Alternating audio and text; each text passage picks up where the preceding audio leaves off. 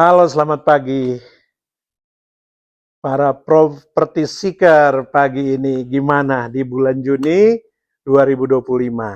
Oh iya, biar ingat ya, hari ini eh, menunggu jam-jam, detik-detik playoff timnas Indonesia melawan China.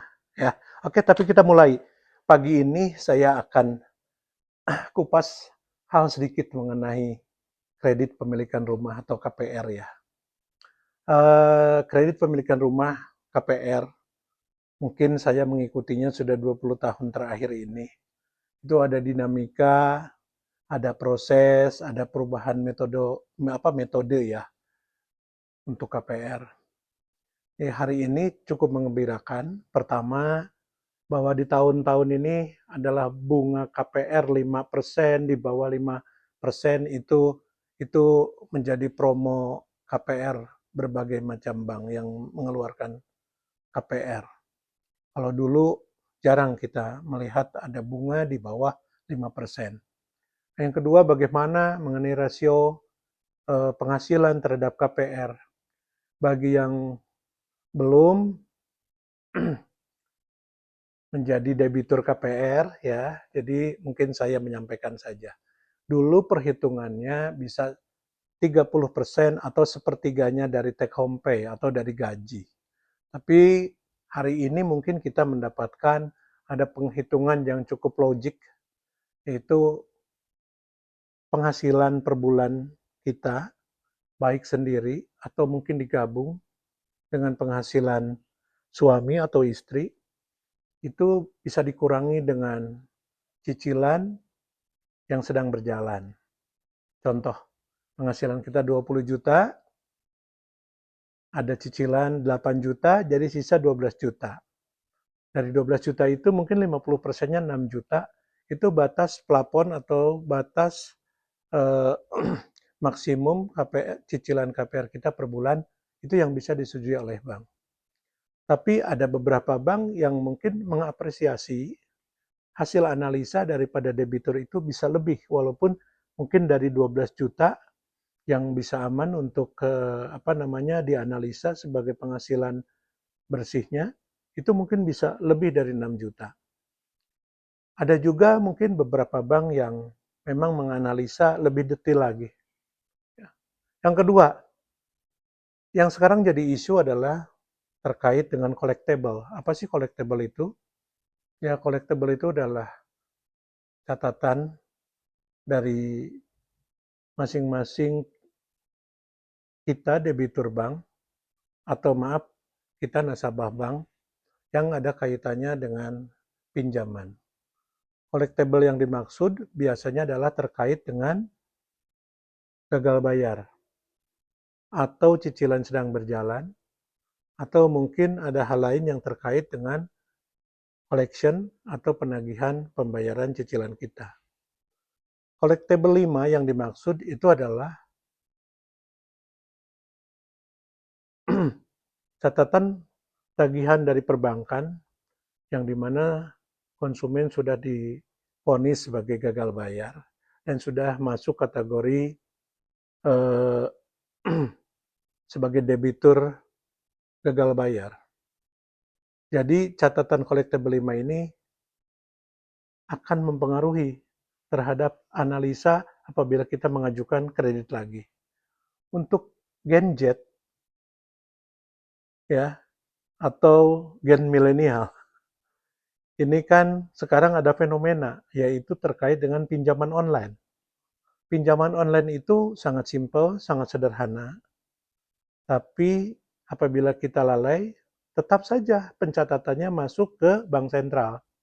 Jadi begitu di SLIK atau di BI checking, ternyata kita punya collectible. Padahal dari cicilan yang kecil, dari penundaan pembayaran yang kecil, mungkin dari yang terakhir adalah yang paling parah yaitu gagal bayar.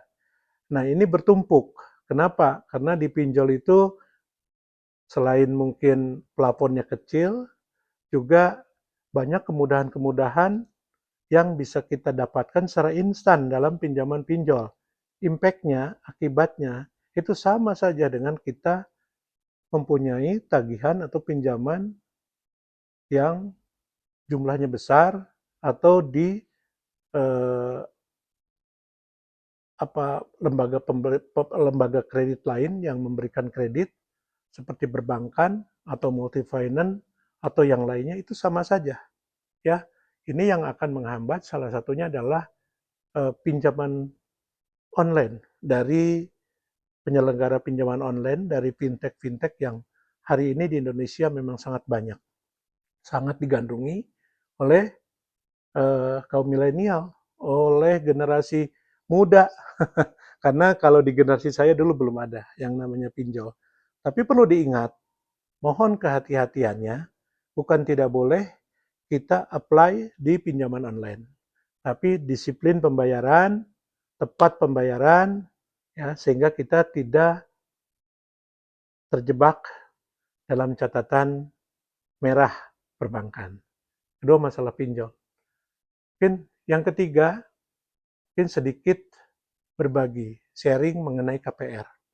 KPR itu tenornya atau jangka waktunya itu bisa dimulai dari 5 tahun sampai terakhir 30 tahun untuk bank tertentu atau untuk produk properti tertentu.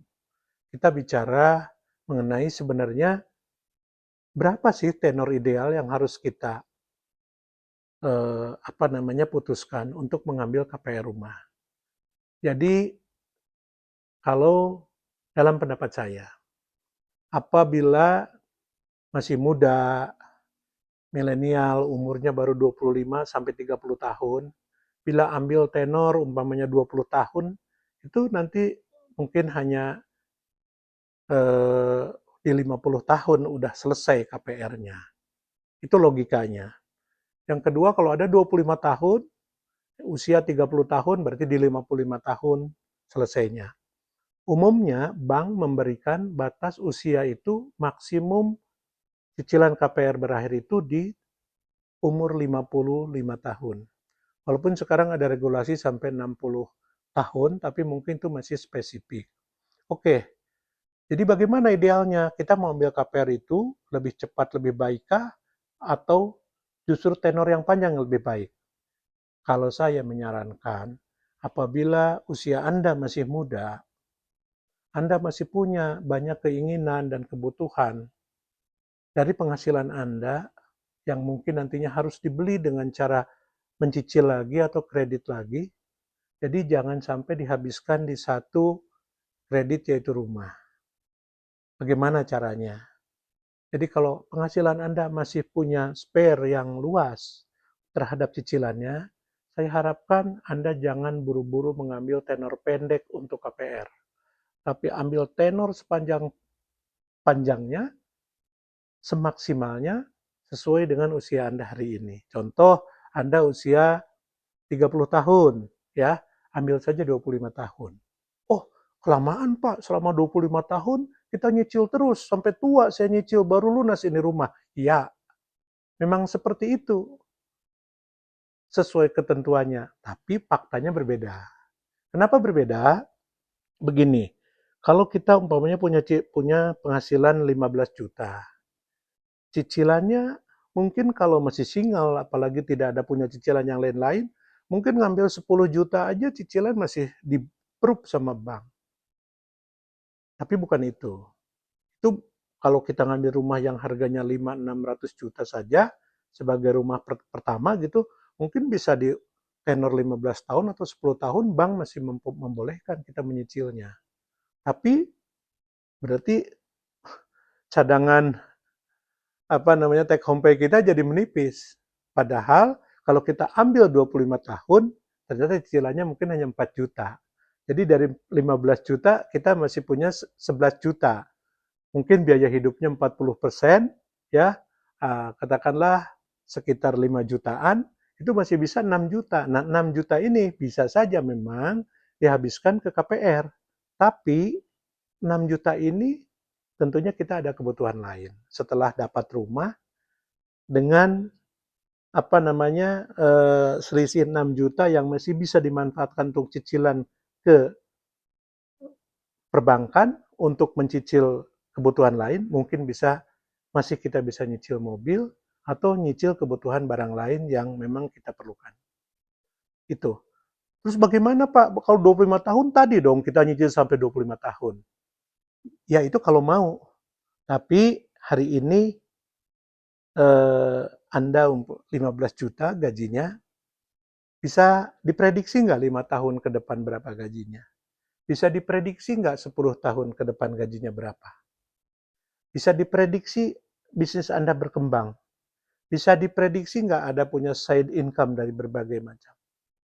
Nah, itu kalau itu bisa diprediksi dan kita akan tentu bergerak dinamis positif, baik ya. 25 tahun ini itu hanya template pertama.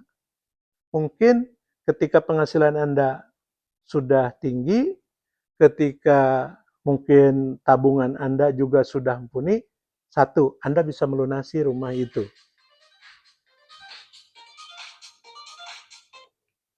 Yang kedua, Anda bisa melakukan contohnya refinancing ya, itu. Ada hal-hal lain yang bisa memutus kontrak KPR Anda 25 tahun menjadi lebih pendek, sesuai dengan kemampuan Anda untuk melunasinya pada waktu ini. Jadi ini yang kami sampaikan untuk para generasi milenial. Jadi kadang-kadang kalau dengan penghasilan tinggi, mungkin ditawarkan oleh bank dengan tenor yang pendek pun Anda bisa, ya sebenarnya bisa. Tapi ini juga kembali pilihan kepada calon debitur semuanya. Cuma saya hanya menyampaikan KPR, kalau ada tenor paling panjang, ambil yang paling panjang. Kalau kita punya uang, kita segera lunasi, di mana kita mempunyai kapasitas keuangan untuk melunasinya. Jadi tidak harus menunggu sampai akhir masa KPR. Itu saja inspirasi pagi, berbagi, dan apabila ada komen, silahkan. Mudah-mudahan kita bisa menambah wawasan KPR dan wawasan properti lainnya. Terima kasih.